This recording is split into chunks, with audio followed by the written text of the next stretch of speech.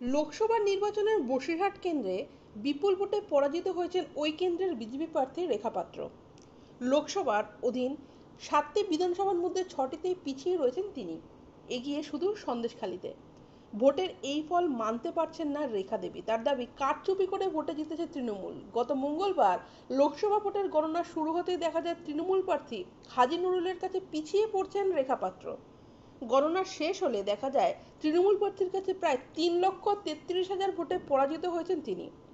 তৃণমূল পেয়েছে মাত্র 53% ভোট, রেখাপাত্র পেয়েছেন 31%। সন্দেশখালী কাণ্ড নিয়ে দেশ জুড়ে শোরগোল মধ্যে এবার বসিরহাট আসনের জয়ের ব্যাপারে প্রত্যয়ী ছিল বিজেপি।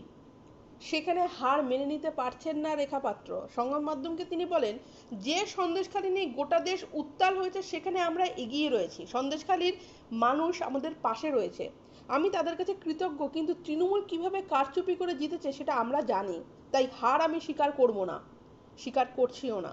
তিনি বলেন, রাজনীতিতে যখন এসেছি তখন অনেক কিছু সহ্য করতে হবে, আমি তার জন্য প্রস্তুত।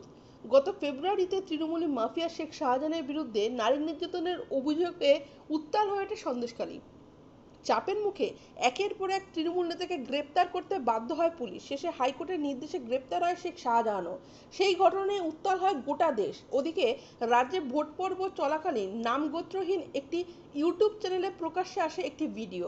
তাতে সন্দেশখালীর তৃণমূল মণ্ডল সভাপতিকে বলতে শোনা যায়, মহিলাদের টাকা দিয়ে অভিযোগ করিয়েছে বিজেপি। এরপরই পাল্টা প্রচার শুরু করে তৃণমূল।